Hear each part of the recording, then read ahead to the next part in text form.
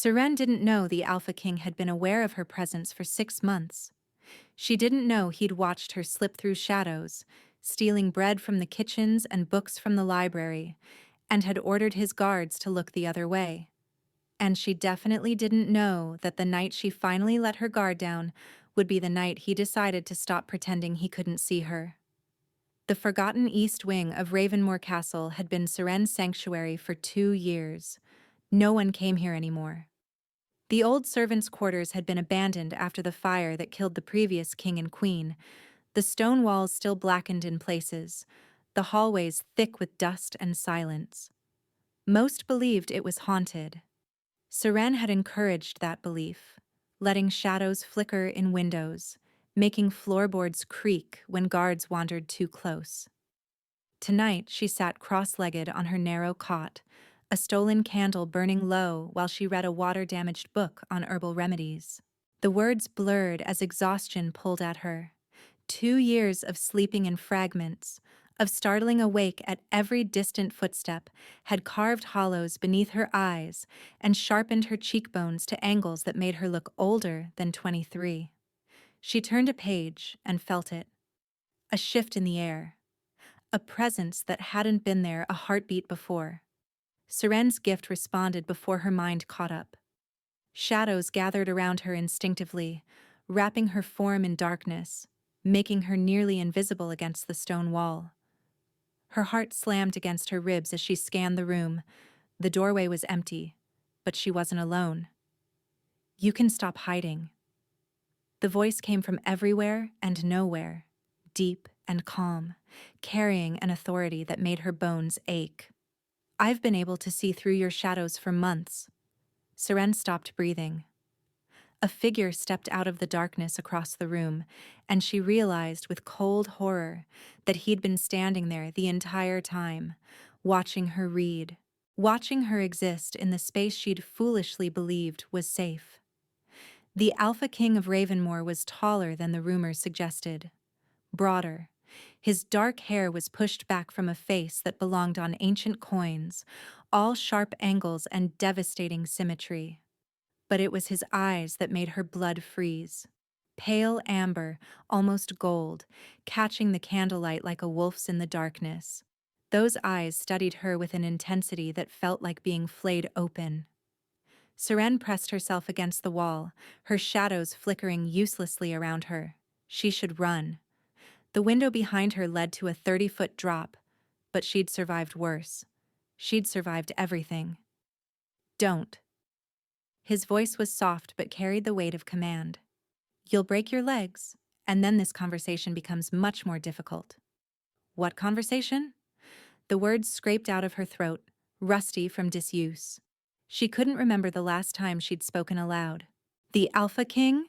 Kalin, she remembered. Though she'd never dared think his name directly, tilted his head slightly. The gesture was almost curious, almost gentle. Then he smiled. Not a cruel smile. Not the predatory grin she'd expected from the man they called the Winter Wolf, the king who'd united 3 warring territories through bloodshed and buried his parents before he turned 22. It was a real smile, warm even, like she'd done something that genuinely pleased him. "There she is," he murmured, "the ghost of Ravenmoor." Seren's mind raced through escape routes, weapons within reach, lies she could tell. But something in his expression made her hesitate. He wasn't moving toward her, wasn't calling for guards. He stood perfectly still, hands relaxed at his sides, watching her like she was a wild animal he didn't want to spook. "How long have you known?" she asked, her voice steadier than she felt. 6 months? 12 days. He said it without hesitation. "You got careless near the kitchens, left a shadow lingering too long after you'd already moved. One of my men reported a ghost sighting." His smile flickered. "I investigated personally." 6 months. He'd known for 6 months and done nothing. Why? The question came out before she could stop it. "Why didn't you drag me out? Execute me for trespassing? I've been living in your castle, eating your food, stealing your..." My books, yes. You have excellent taste.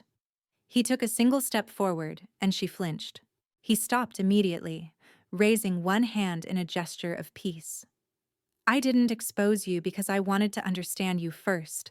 A woman who can bend shadows, who survived alone in a dead wing of a hostile castle for 2 years without anyone noticing. His gold eyes gleamed. That's not someone you drag to the dungeons.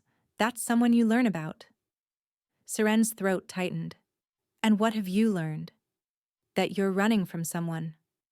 He began to pace slowly, not toward her, but parallel, like a wolf circling.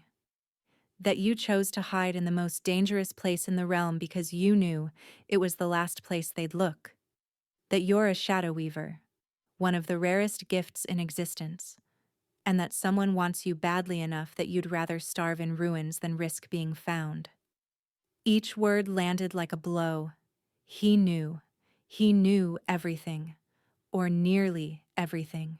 I also learned, he continued, his voice dropping lower, that you're the last daughter of the Varys bloodline, the family that was slaughtered 8 years ago for refusing to let their shadow weaver be conscripted into Lord Marin's army.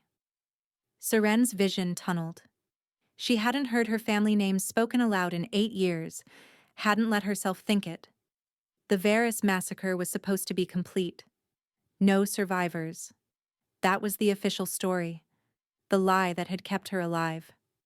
That's not, she started. Don't. His tone sharpened for the first time. I've spent 6 months verifying. Your mother was Illis Varys, your father, Corin. You had 2 brothers, Tam and Edric, both killed in the initial raid. You escaped because you were already hiding, already using your gift to stay invisible while soldiers burned your home around you. Tears blurred her vision, but she refused to let them fall. Why are you telling me this? Kalin stopped pacing. For a long moment, he simply looked at her, and something in his expression shifted. The calculating king receded, leaving something rawer beneath. Because Lord Marin is coming here, he said quietly. In 3 weeks, he arrives for the Summit of Territories. He'll be under my roof, eating at my table, pretending to be an ally while he plots to undermine everything I've built. His jaw tightened. And because I need your help to destroy him. Seren stared at him. You want me to help you. I want to offer you a choice. He took another step forward, slowly, deliberately. This time she didn't flinch. Stay hidden. Keep living as a ghost. I'll continue to look the other way. And when Marin leaves, you can go back to your books and your silence. Or? His eyes locked onto hers with an intensity that made her skin prickle. Or you step out of the shadows. Help me uncover Marin's secrets, expose his treasons, and watch the man who murdered your family lose everything. His voice dropped to something almost gentle. And in return, I'll give you something no one else can. What? Kalin closed the remaining distance between them. He was close enough now that she could see the flecks of darker amber in his eyes, could smell pine and wood smoke on his skin. A home? He said. A real one. Not a burned-out ruin where you sleep with one eye open. A place where you never have to hide again. Seren's heart softened, just a fraction. She'd stopped letting herself want things years ago. Want was dangerous. Want made you weak. But the way he said it, like he understood exactly what he was offering, exactly what it would mean to someone who'd spent so long as a ghost. Why me? She whispered. You have spies. Resources. Why does the Alpha King need a half-starved shadow weaver? Something flickered across his face. Pain, maybe. Or recognition. Because Marin has shadow wards, Kalin said. Every room he enters, every document he carries, protected against magical detection. My spies can't get close. My resources are useless. He paused. But you're not just a shadow weaver, Seren. You're a Varys. Your bloodline wrote the original shadow wards 5 generations ago. The realization hit her like ice water. "You need me to break them," she breathed. "I need you to walk through them like they don't exist." His smile returned, but softer now, almost conspiratorial. "Because for you, they won't." Seren's instinct screamed at her to refuse. Every lesson she'd learned since the massacre, every survival strategy that had kept her breathing through years of running and hiding, said the same thing. Never trust powerful men. Never step into the light. Never let anyone close enough to use you. But Kalin wasn't offering to use her. He was offering her Marin's head on a plate. "What exactly are you proposing?" she asked carefully. "Terms. Timeline. I want specifics." Something like respect flickered in his amber eyes. 3 weeks until the summit. During that time, you work with me to prepare. Learn the layout of the castle properly, not just the forgotten corners. Study Marin's known associates, his habits, and his weaknesses. He paused. When he arrives, you attend the summit as a member of my court, hidden in plain sight.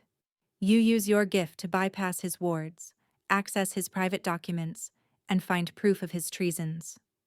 And if I'm caught? You won't be. But if I am, Kalin's jaw tightened. Then I protect you. Publicly. Completely. Even if it means war with the Eastern Territories. Seren laughed, the sound brittle and disbelieving. "You'd go to war for a woman you just met?" "I'd go to war for justice." His voice was steady, unwavering. "Marin has been a poison in this realm for too long. He murdered your family because they refused to let him weaponize their gift. He's done the same to dozens of others. Gifted bloodlines, wiped out. Children, conscripted or killed." His hands clenched at his sides. "I've been building a case against him for 5 years. You're the final piece." The weight of his words settled over her. This wasn't impulse.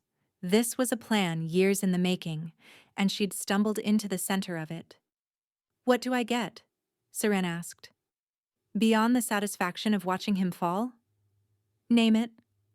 "Gold. Enough to disappear properly when this is over. New identity papers. And safe passage to the Southern Isles." Kalin studied her for a long moment. "You're already planning to leave." "I'm planning to survive. That's what I do." Something shifted in his expression. Disappointment, maybe. Or understanding. "Done. Gold. Papers. Passage. Anything else?" Seren hesitated. There was one more thing. Something she hadn't let herself want in so long that asking felt like peeling off skin. "The truth," she said quietly. "About what really happened that night. My father sent me to hide before the soldiers came. He knew they were coming. Knew we'd been betrayed. I never found out who told Marin where to find us." Kalin was silent for a long moment. When he spoke, his voice was gentle in a way that made her chest ache. "I'll find out. Whatever it takes." She believed him. That was the terrifying part. "How do we seal this?" Seren asked. "A blood oath?" "Something better." He extended his hand, palm up. "A shadowbinding. Your magic, your terms, your control. If I break my word, you'll know instantly, and you'll have the power to disappear before I can stop you." Seren stared at his offered hand. A shadow binding was intimate. It required her to wrap her gift around another person, to feel their essence, their truth.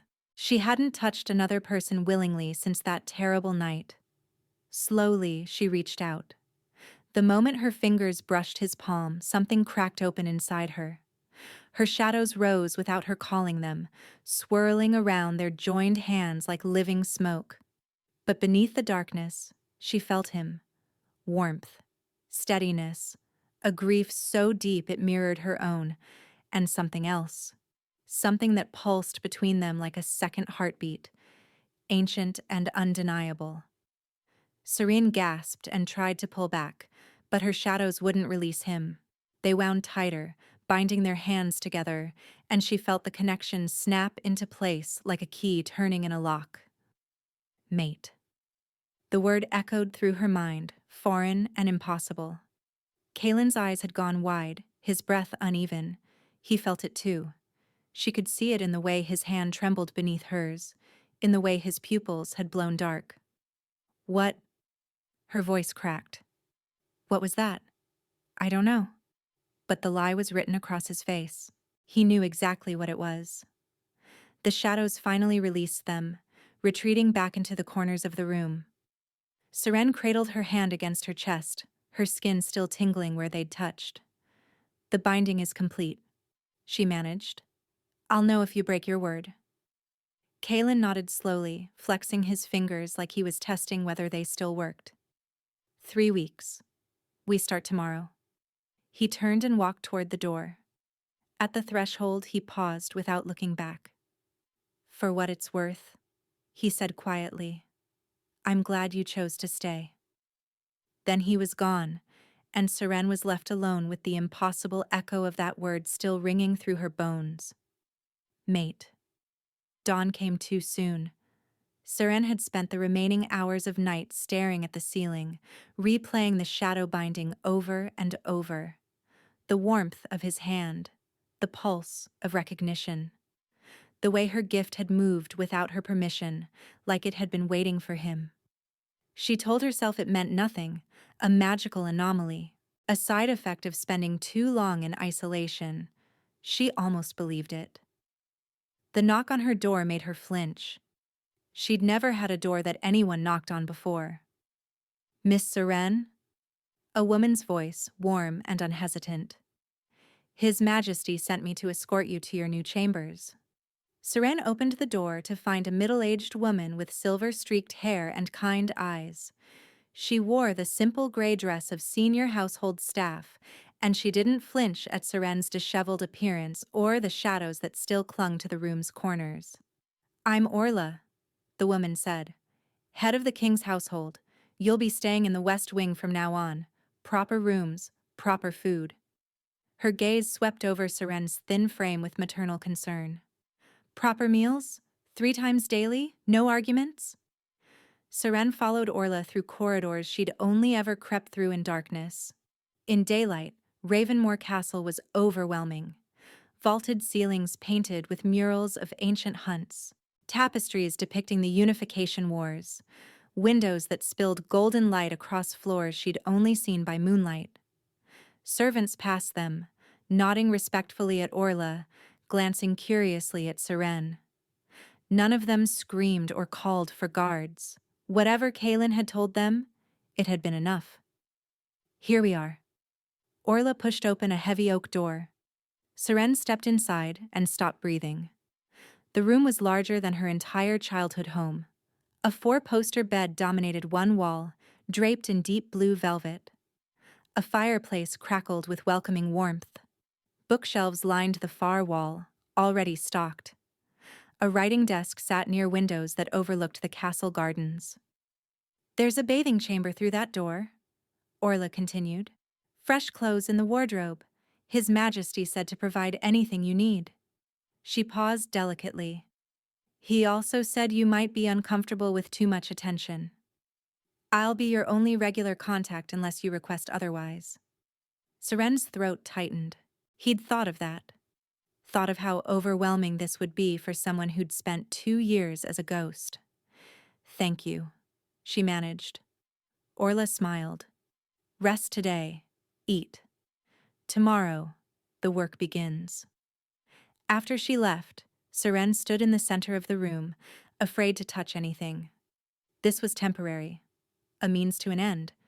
She'd complete the mission, take her gold, and disappear. But as she ran her fingers along the book spines, as she sank into the softest bed she'd ever felt, a treacherous voice whispered in her mind, "What if you didn't have to run anymore?"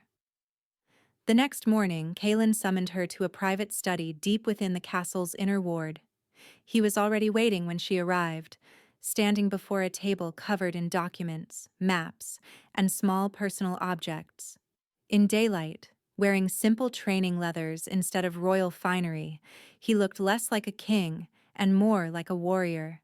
the kind of man who led from the front rather than hiding behind walls. These belong to Marin's associates, Kalin said without preamble. Gifts exchanged at previous summits, letters from his advisors, a ring his second-in-command wore until I had him arrested for smuggling last year. Seren approached the table slowly. Even from a distance, she could feel the shadow wards humming around each object, invisible barriers designed to repel magical intrusion. You want me to read them? I want you to try. See if your bloodline connection works the way I think it does. Seren reached for the ring first. The moment her fingers touched the metal, the ward resisted, pushing back against her consciousness like a wall of thorns. But the thorns were familiar.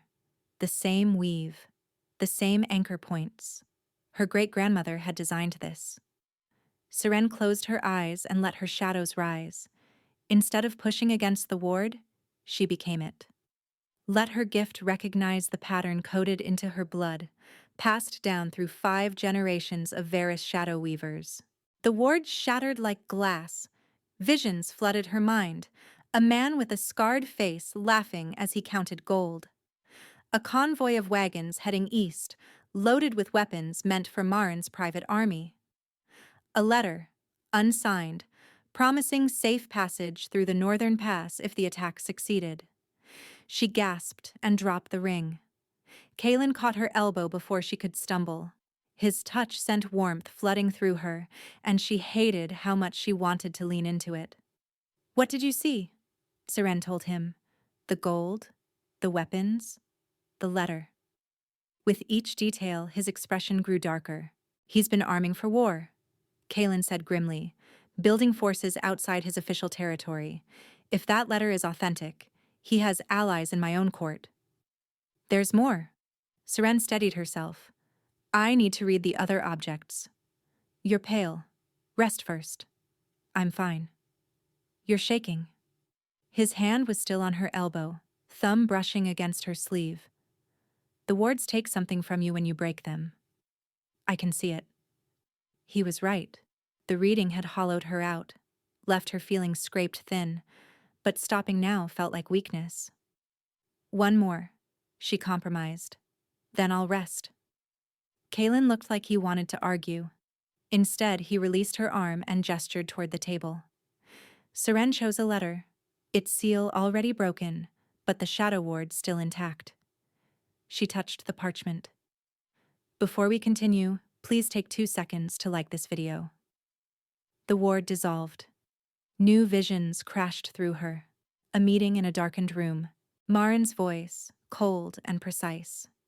The Varys girl was never confirmed dead. Find her. My wards won't hold forever against her bloodline. Another voice, younger, eager to please. And when we find her? Marin's smile sharp as a blade. Bring her to me alive. Her gift will be far more useful than her death. Seren tore herself out of the vision with a strangled cry. She was on the floor. When had she fallen? Kalin was kneeling beside her, his hands cupping her face, his eyes wild with concern. Seren, Seren, look at me. He knows. Her voice came out broken. Marin knows I'm alive. He's been searching for me. Kalin's expression hardened into something lethal. Then we make sure he never finds you. You don't understand. Tears burned her eyes as the full weight of the vision settled over her. He doesn't just want me dead. He wants to use me. My gift. He's been hunting for a Varys shadow weaver for 8 years because his wards are failing. The implications hung between them like poison. Marin had killed her entire family, slaughtered her parents, her brothers, every cousin and aunt and uncle who carried the bloodline, and he'd done it while searching for a survivor he could enslave. I'm the reason they died, Seren whispered. He was looking for me. Kalin didn't let her spiral. Before Seren could drown in guilt, he pulled her to her feet and held her steady, his hands firm on her shoulders. Listen to me. His voice cut through her panic like a blade through fog. You didn't kill your family. Marin did. You were 15 years old, hiding because your father told you to. You survived because they wanted you to survive. But if I hadn't existed, then Marin would have found another excuse, another gifted bloodline to hunt, another family to destroy. His grip tightened slightly. Men like Marin don't need reasons. They need power. You're not his justification. You're his obstacle. The words sank in slowly, not erasing the guilt, but reshaping it, transforming it from a weight that crushed into a blade she could wield. I want to destroy him, Seren whispered. Good. Kalin's smile was fierce. Hold on to that. The days that followed blurred together in a rhythm of preparation. Mornings, Seren trained with Riven, Kalin's master of intelligence. She learned the layout of the castle's public spaces, the faces of every servant and guard, the names and histories of the nobles who would attend the summit. Riven was patient but demanding, quizzing her until she could recite guest lists in her sleep. Afternoons, she read objects. Each ward she broke revealed more of Marin's conspiracy. Weapon caches hidden throughout the eastern territories, bribes paid to border officials, coded messages referencing something called the Crimson Protocol. The readings left her drained and shaking, but Kalin was always there when she surfaced. Water in hand, steady presence, never pushing for more than she could give. Evenings were hers. She explored the castle gardens at twilight, letting her shadows stretch freely for the first time in years. She ate meals in her room, slowly regaining weight, slowly remembering what it felt like to not be hungry. She read the books Kalin kept sending, histories and poetry and a novel about a woman who sailed across the world alone. And sometimes, when the nightmares woke her screaming, she found him in the corridors, walking, unable to sleep either. They never spoke during these encounters. Just nodded, kept walking. Two people haunted by different ghosts, finding strange comfort in shared insomnia. On the 12th night, Seren found him in the library instead. He sat in a leather chair near the fire, a book open in his lap but his eyes fixed on the flames. In the flickering light, he looked younger, tired, the crown's weight visible in the shadows beneath his eyes. Can't sleep? She asked from the doorway. He looked up, and something in his expression softened. Never could, before the summit. Too many ways for things to go wrong. Seren crossed to the chair opposite his and curled into it. What happens if we fail? We won't. But if we do? Kalin was quiet for a long moment. Then Marin grows stronger, expands his territory, eventually moves against me directly. He met her eyes, and you become his prisoner instead of his enemy. You forgot one option, which is, I die before he takes me. She said it calmly, a fact rather than a threat. I won't let him use my gift to hurt people. If it comes to that, I'll make sure he gets nothing. Kalin's hand shot out, gripping her wrist. Not hard, but firm enough to make her pulse jump. It won't come to that. His voice was rough. I won't let it. You can't promise. I can. His thumb brushed over her pulse point, and she felt the mate bond flare between them, that impossible connection she'd been trying to ignore for 12 days. I will burn this realm to the ground before I let him touch you. The intensity in his eyes stole her breath. Why? She whispered. The bond? Is that why you... The bond is why I noticed. He released her wrist slowly, reluctantly. But it's not why I care. I care because you're brave and brilliant, and you've survived things that would have broken anyone else. I care because you steal books about herbalism and read them by candlelight like the world isn't trying to kill you. He stood abruptly, putting distance between them. Get some sleep, Seren. The summit starts in 9 days. He left her alone with the fire and the echo of his words, and the terrifying realization that she cared too. The days blurred into preparation. More readings, more strategy sessions, more stolen glances across crowded rooms. And then, suddenly, only one night remained. Seren found Kalin on the East Tower battlements, staring at the moonlit forest like it held answers he couldn't find.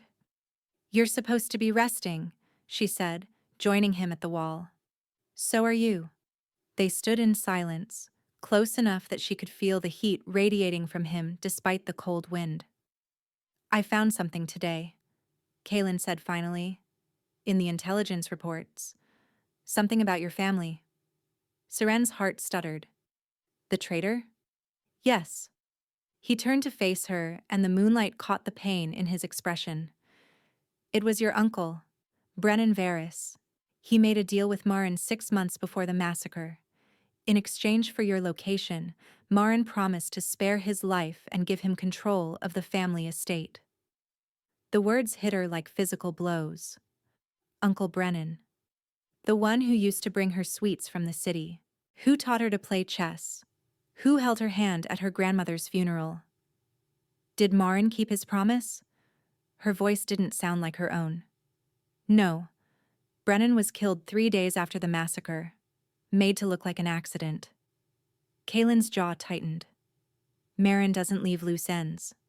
Seren laughed, the sound bitter and broken. "So he died anyway. Betrayed us for nothing. I'm sorry." Kalin's hand found hers in the darkness, fingers intertwining. "I know this isn't the closure you wanted." "There's no such thing as closure." She gripped his hand tighter. "Just answers, and now I have them." They stood together, connected by clasped hands and shared grief. The wind howled around the tower, carrying the scent of pine and distant snow. "I've been lying to myself," Seren said quietly. "Telling myself I'd take the gold and run after this was over. Start fresh somewhere Marin couldn't find me. And now? Now I don't know." She turned to face him, their bodies close enough that she could count his eyelashes. "The Southern Isles feel very far away. And you." She trailed off, unable to finish. "I meant what I said in the library." Kalin's voice was rough. "The bond drew my attention, but it's not why I want you to stay. If you leave after this, if you take the gold and disappear, I'll honor our agreement. I won't follow you. Won't track you down. But I'll spend the rest of my life wishing I'd asked you not to go." The confession hung between them, raw and unguarded. Seren saw the vulnerability beneath his iron control, the loneliness of a king who'd lost everything and found something unexpected in a ghost hiding in his walls. She should step back, protect herself, keep the distance that had kept her alive all these years. Instead, she rose on her toes and kissed him. Kalin went still for one heartbeat. Then his arms wrapped around her, pulling her against him, and he kissed her back like she was oxygen and he'd been drowning for years. It was nothing like she'd imagined. It was better. His lips soft but demanding, his hands trembling slightly where they pressed against her back. The mate bond singing between them, no longer something to ignore, but something to surrender to. When they finally broke apart, both breathing hard, Kalin pressed his forehead to hers. "Stay," he breathed. "Not because of duty or gold or the bond. Stay because you want to. Because this is real." "Ask me again after tomorrow." She echoed his earlier words back to him. "After Marin is defeated. After I'm not just the weapon you need." "You were never just a weapon." "Then let me prove it." She pulled back slightly, meeting his eyes. "Let me help you win this. And when it's over, when I'm choosing you instead of choosing survival, then I'll give you my answer." Kalin nodded slowly, though she could see the fear beneath his acceptance, the worry that she'd vanish like smoke once the danger passed. "One condition," he said. "Name it." "Tomorrow, during the summit. If anything goes wrong, if Marin figures out what we're doing, you run. You don't fight.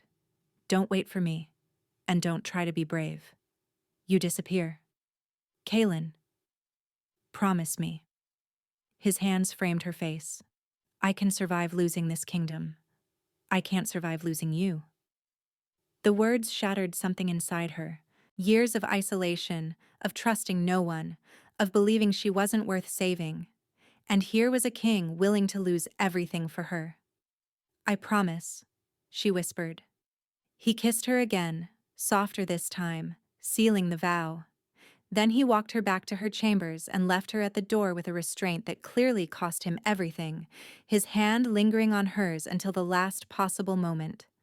Seren leaned against the closed door, heart racing, lips still tingling. "What are you doing?" she asked herself. But for the first time since she could remember, the answer wasn't survival. It was hope. The summit began at midday. Seren watched from the gallery above the great hall as nobles filed in, their fine clothes and forced smiles creating a tapestry of political theater. She'd been dressed in a gown of deep green silk, her hair pinned back with silver combs. Orla had done her best to make her look like she belonged. She didn't. But that was the point. Kalin sat on the dais below, every inch the winter wolf in his crown and dark formal coat. He'd acknowledged her with a single glance when she'd entered, brief but weighted with everything they couldn't say publicly. Then Lord Marin had arrived. He was smaller than she'd expected. Average height, average build, with thinning gray hair and a face that might have been handsome once. Nothing about him screamed monster. But when his gaze swept the hall, Seren felt cold to her bones. The first day passed without incident. Negotiations, toasts, a formal dinner where Seren sat at the far end of the table, unnoticed and unremarkable. The second day brought whispered conversations and private meetings.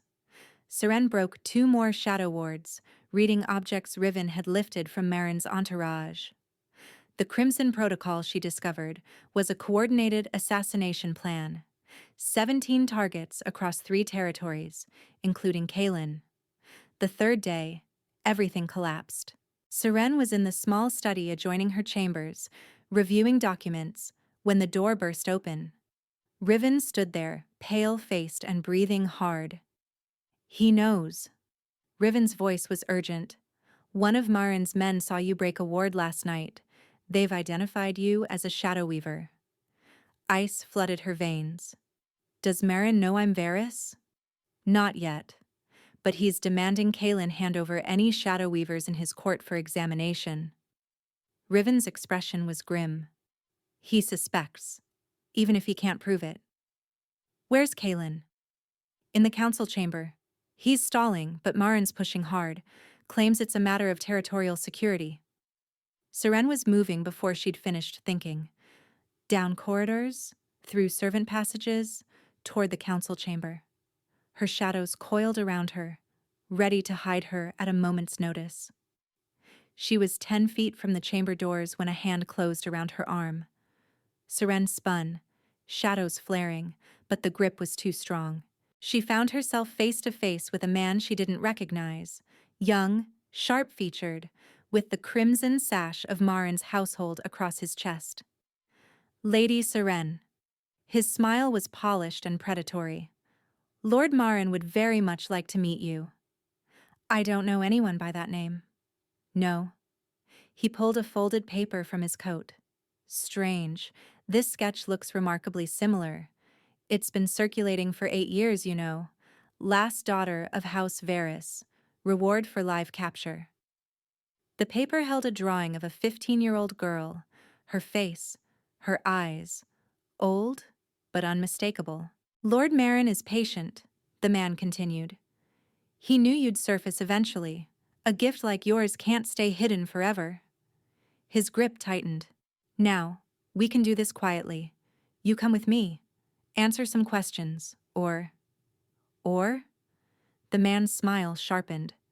"Or I tell the entire summit that the Alpha King has been harboring a fugitive shadow weaver, that he's been using forbidden magic to spy on his allies." It would destroy Kalin. Even if Marin couldn't prove it, the accusation alone would shatter the alliances he'd spent years building. "What do you want?" Seren asked. "Just a conversation. Lord Marin prefers to make offers in person." Behind them, the council chamber doors opened. Voices spilled out. In seconds, the corridor would fill with nobles. Seren made her choice. Fine. She relaxed in his grip. Take me to him. The man looked surprised but recovered quickly. A wise decision. He led her through the castle, away from the public spaces, toward the guest wing where Marin's entourage was housed. Each step took her further from Kalin, from safety, from everything she'd just started to believe in. Remember your promise, she told herself. If things go wrong, you run. But running meant leaving Kalin to face Marin alone. Running meant abandoning the first home she'd had in years. She wasn't sure she could do it. Marin's private chambers were heavily guarded. The man escorted her inside and closed the door, leaving her alone in a sitting room that smelled of incense and something darker. Lord Marin stood by the window, his back to her. 8 years, he said without turning around. You've led me on quite a chase, little shadow. Seren's shadows coiled beneath her skin, ready to strike. But Marin's guards had confiscated the knife she'd hidden in her sleeve. And the room was warded. She could feel them pressing against her consciousness, dampening her gift. Not Varys wards, cruder, stronger, designed to cage rather than protect. You've made this very difficult, Marin continued, finally turning to face her. His eyes were pale blue, almost colorless, and utterly empty. Your family was supposed to produce shadow weavers for my army. That was the arrangement your grandfather made, before your father decided to break it. My father refused to let you turn his children into weapons. And look where that got him. Marin smiled thinly. Dead, along with everyone he loved. Everyone except you.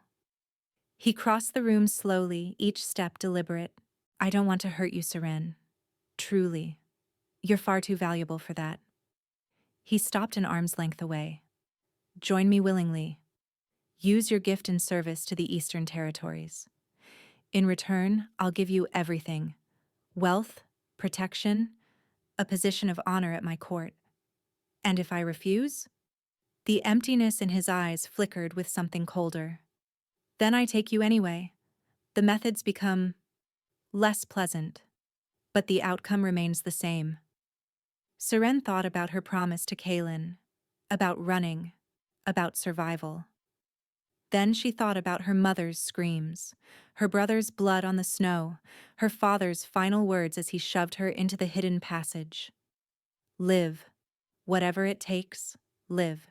She'd been living for years, surviving, hiding. Maybe it was time to fight. I have a counteroffer, Seren said calmly. Marin raised an eyebrow. She reached for her shadows, pushing against the wards with everything she had. They resisted, thorns digging into her consciousness, but she'd been breaking wards for weeks now. These were crude, brutal, not designed to stop a Varys. The wards shattered.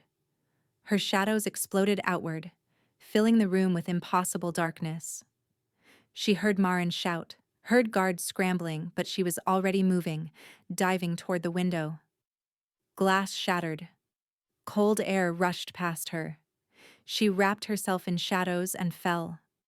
2 stories down, her gift cushioned the impact, dispersing her momentum across a dozen shadow tendrils that anchored to stone and soil. She hit the ground hard but rolling, coming up already running. Behind her, alarms began to sound. Seren raced through the garden, staying low, using every shadow as cover. She had minutes before Marin's men flooded the grounds, seconds before he told everyone what she was. She needed to find Kalin, needed to warn him. She rounded a corner and slammed into a solid chest. Arms caught her, steadied her. She looked up into amber eyes wild with fear. Kalin. He must have been racing through the grounds the moment Riven told him she'd been taken, searching every shadow for her. Seren. Kalin's voice cracked with relief. Thank the gods. Riven told me they took you. Marin knows everything. She gripped his arms. He's going to expose us. You need to...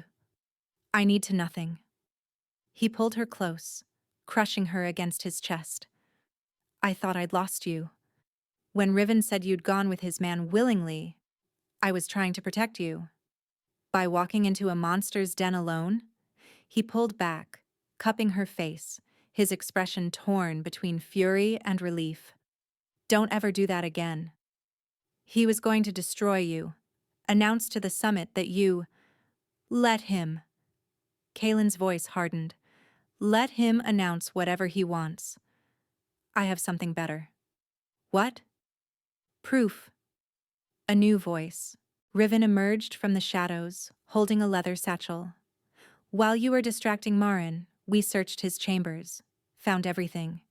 The Crimson Protocol documents, letters detailing the Varys massacre, names of his conspirators in Kalin's court. Seren stared. You planned this? Kalin had the grace to look guilty. Not the part where you got captured. That was terrifyingly unplanned. His jaw tightened. But I knew Marin would make a move eventually. I needed him focused on something else while Riven worked. You used me as bait. I trusted you to survive. He met her eyes. And I had people watching you every second. If you'd been in real danger… I was in real danger. I know. His voice dropped. And I've never been more afraid in my life. The alarms grew louder. Shouts echoed from the castle. We need to move, Riven said. The council chamber, now. They ran. The council chamber was chaos when they arrived. Nobles shouting, guards with hands on weapons. Marin stood at the center, face twisted with fury, gesturing at the empty seat where Kalin should have been. Harboring enemies of the realm, using forbidden magic to… Lord Marin. Kalin's voice cut through the noise like a blade. The room fell silent as he strode through the doors, Seren at his side, Riven behind them with the satchel. You were saying something about forbidden magic? Kalin continued, his tone ice-cold. That's interesting, because I have documents here that detail your use of bloodbinding to conscript gifted children, your assassination of 17 nobles across 3 territories, and your orchestration of the Varys massacre 8 years ago. The color drained from Marin's face. This woman, Kalin gestured to Seren, is the last survivor of that massacre. The family you slaughtered to steal their power. The child you've been hunting for years. Murmurs rippled through the chamber. She's been helping me gather evidence of your crimes. Crimes that violate every treaty this summit was meant to uphold. Marin's composure cracked. You have nothing, fabrications. This woman is a traitor, I have your own handwriting. Kalin nodded to Riven, who began spreading documents across the central table. Letters to your co-conspirators, payment records for the soldiers who burned the Varys estate, orders for the assassination of me, scheduled for tomorrow night. The chamber erupted. Marin lunged for the nearest exit, but guards blocked his path. Nobles surrounded him, allies turned enemies in the span of seconds. Seren watched the man who had destroyed her family be dragged to his knees and felt nothing. No, not nothing. Freedom. The trial lasted 3 days. The evidence was overwhelming. Marin's own advisors testified against him, desperate to save themselves. The Crimson Protocol documents proved conspiracy to commit regicide. The letters confirmed his responsibility for the Varys massacre. On the 3rd day, the council found him guilty of treason, murder, and crimes against the gifted. The sentence was death. Seren didn't attend the execution. Instead, she sat in her chambers, staring at the packed trunk at the foot of her bed. Gold coins, identity papers, a letter of passage to the Southern Isles, everything she'd asked for, everything she needed to disappear. A knock at the door. Come in. Kalin entered slowly, his gaze moving from her face to the trunk and back again. Something in his expression flickered. You're leaving. Our agreement is fulfilled. Her voice came out steadier than she felt. Marin is dead. I have my payment. I'm free to go. Yes. He didn't move closer, didn't try to stop her. You are? The distance between them felt like miles. I found something else in Marin's papers, Kalin said quietly. After the trial, I wasn't sure whether to tell you. Tell me. He reached into his coat and withdrew a small leather journal. This belonged to your father. Marin took it as a trophy after the massacre. Seren's hands trembled as she took it. The leather was worn smooth from her father's touch. Inside, his handwriting filled page after page, cramped notes and observations and letters to her. My dearest Seren, the first one began. If you're reading this, then I'm gone and you survived. I need you to know that everything I did, every choice I made, was to give you a chance. Tears blurred her vision. Don't let the darkness swallow you. Don't let fear make you small. You carry our family's gift, but more importantly, you carry our family's heart. Find people who see your worth. Let them love you.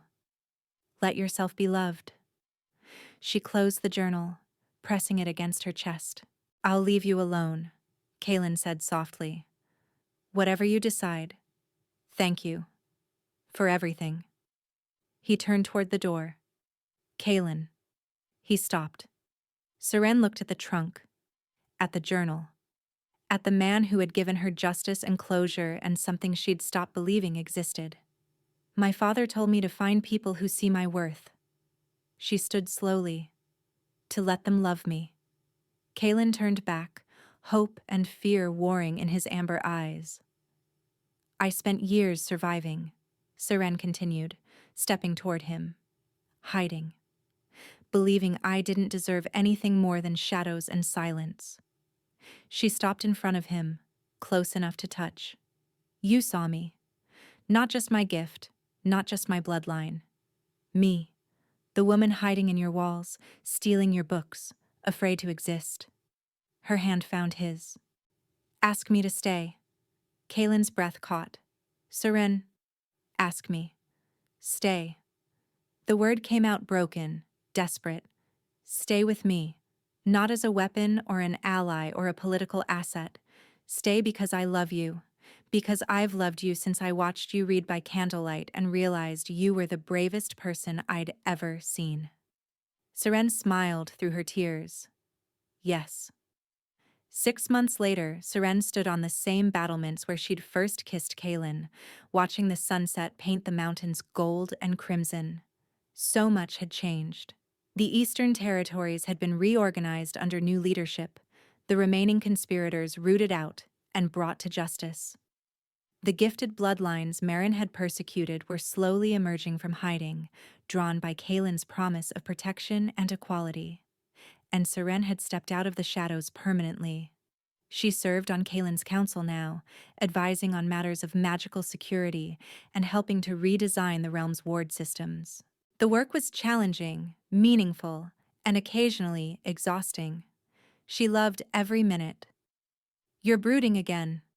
Seren turned to find Kalin approaching, a familiar smirk on his face. I'm reflecting, she corrected.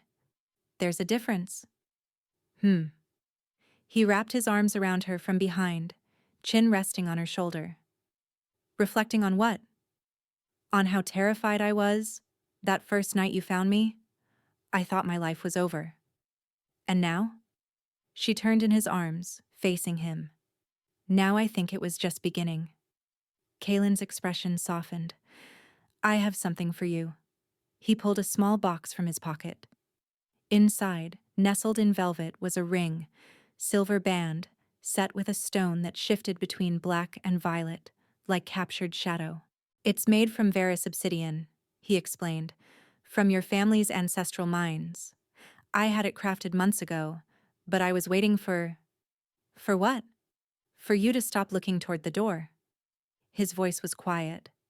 For you to believe this was real. Seren's heart swelled. Marry me, Kalin said. Not as a political alliance or a strategic bond. Marry me because we survived impossible things and found each other anyway. Because I can't imagine facing another day without you beside me. She kissed him instead of answering. long and deep and full of everything words couldn't capture. When they broke apart, she was laughing and crying at the same time. Is that a yes? That's an absolutely yes. A completely yes. A how fast can we do this yes. Kalin laughed, sliding the ring onto her finger. It fit perfectly. The wedding was held a month later, on the anniversary of the night he'd found her. Seren wore silver and shadow, a gown that shifted and shimmered with her gift. No longer hidden but celebrated. Kalin wore midnight blue, his crown set aside for the ceremony because he wanted to stand before her as a man, not a king. They spoke their vows under an open sky, surrounded by the people who had become family. Orla weeping happy tears, Riven pretending he wasn't emotional, nobles and servants, and a handful of other shadow weavers who had emerged from hiding to witness one of their own claim her place. I choose you, Seren said, her voice steady and sure. Not because of fate or bonds or magic, because you gave me a choice when you could have demanded, because you saw me when I was invisible and loved what you found. I choose you, Kalin replied, because you're braver than anyone I've ever known. Because you turned your pain into purpose. Because you make me believe that even broken things can become beautiful.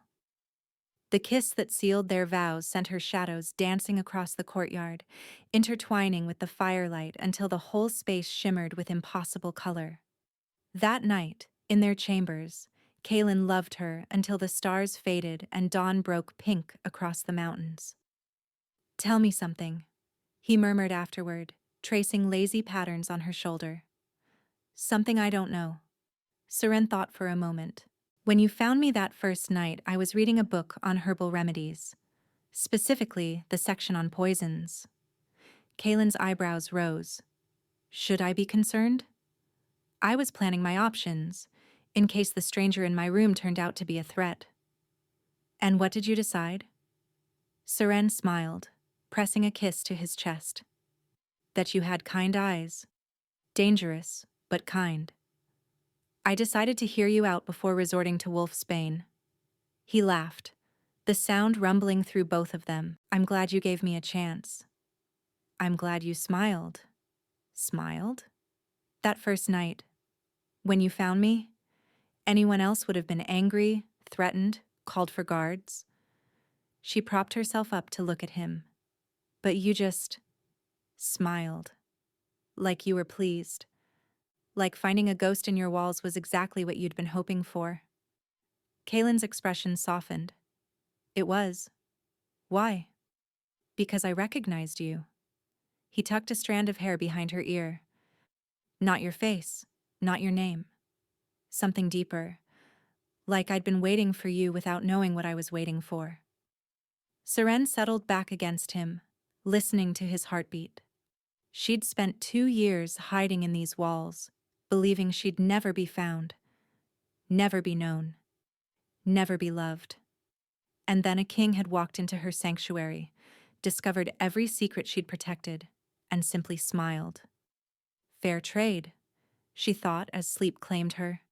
She'd given him her shadows. He'd given her a home. Where are you listening from? Let's meet in the comments. I love hearing your thoughts.